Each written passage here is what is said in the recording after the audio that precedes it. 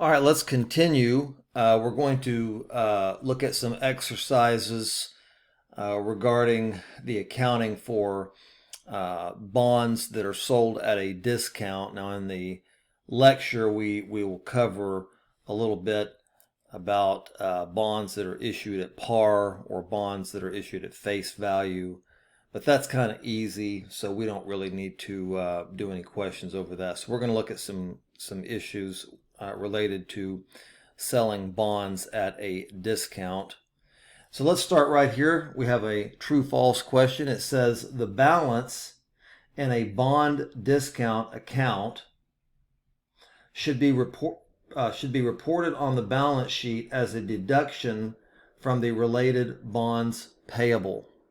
Okay, so if we have a balance in a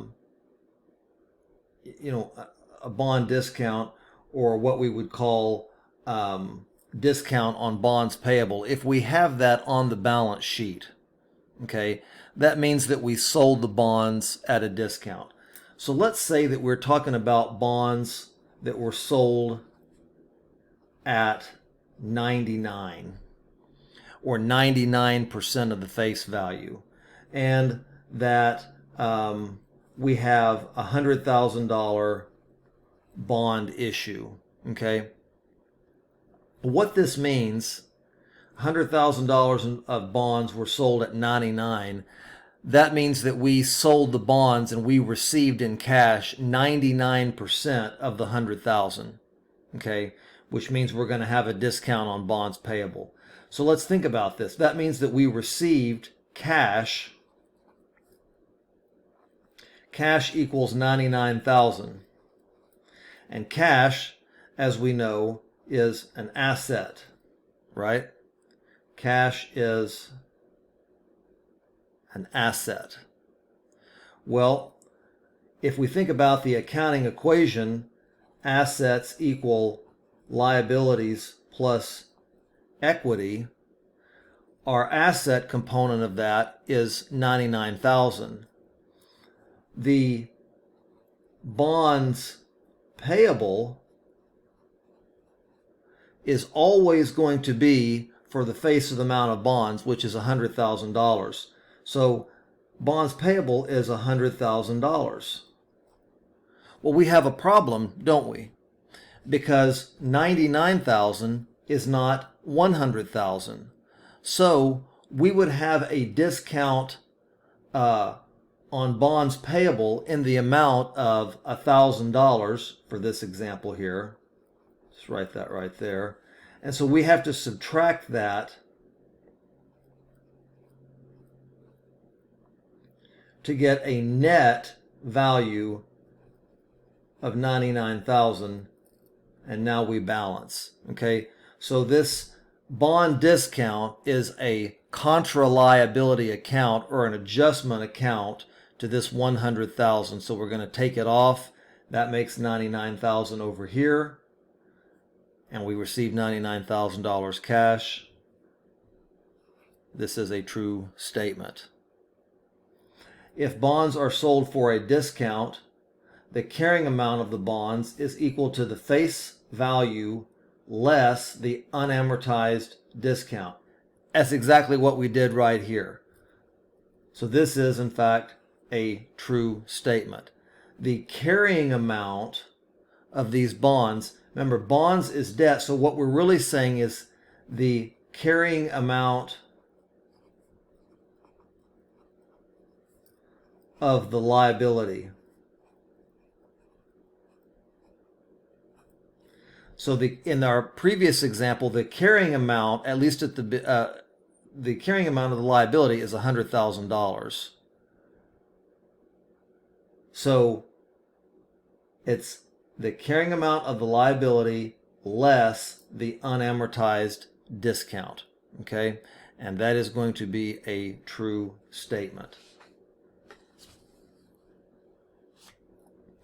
Another multiple choice question is here. It says the balance and discount on bonds payable that is applicable to bonds due in 3 years would be reported on the balance sheet in the section entitled, and then we have some choices here. Investments are assets, and we're wanting to know about this contra liability account, discount on bonds payable. So A is wrong. Long-term liabilities, well, it is these bonds are due in 3 years, making the bond payable itself a long-term liability, and the discount on bonds payable is going to be an adjustment to the actual liability. So we're going to put the discount on bonds payable right next to the amount of the bonds payable. So B is the correct answer. Again, current assets are assets, so that can't be correct. And intangible assets are assets, so that's kind of the silly answer as well. The journal entry a company records for the issuance of bonds when the contract rate is less than the market rate. Contract rate less, contract rate means the interest rate, so the interest rate stated on the bonds is less than the market rate would be. Now let's see here. We know that issuance means beginning. So this is when we're getting the money. So we better have a debit to cash somewhere. So a debit to cash and discount on bonds payable and a credit to bonds payable. So I want to go back up here real quick and look at this example that I gave you of a bond selling at 99. We got $99,000, but we have a liability for $100,000. So we're just going to go down here and we're going to make this a journal entry without a date, and we would have cash for $99,000 as a debit. We would have, I'm going to abbreviate here, discount on bonds payable for $1,000, and then we're going to have the actual bond payable for $100,000. So we have a go ahead and circle that. We have a debit to cash, a debit to discount on bonds payable, and finally a credit to bonds payable. So that's how we would set that up. That's absolutely correct. Says here, the balance and discount on bonds payable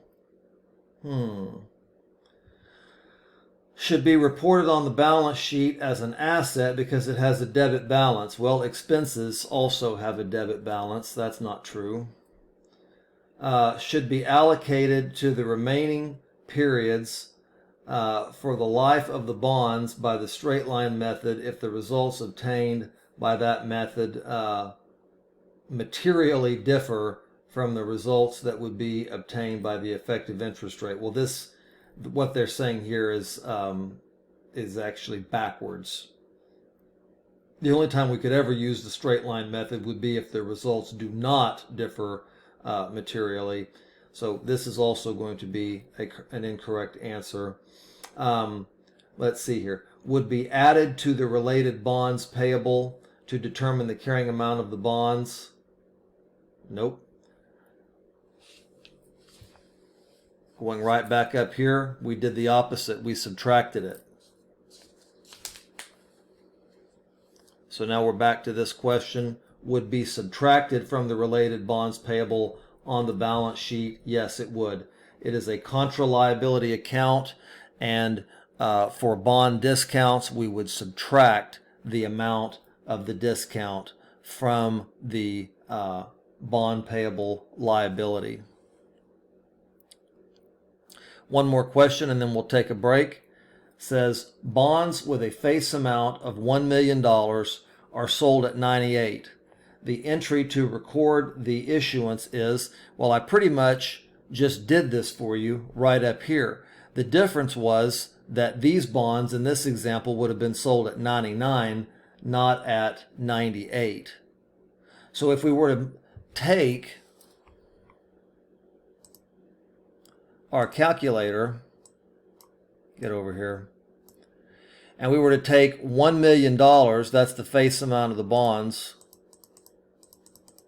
and we were to multiply that by 98 or 98%, 0.98, we're going to come up with $980,000, and that is the amount of cash that we are going to receive.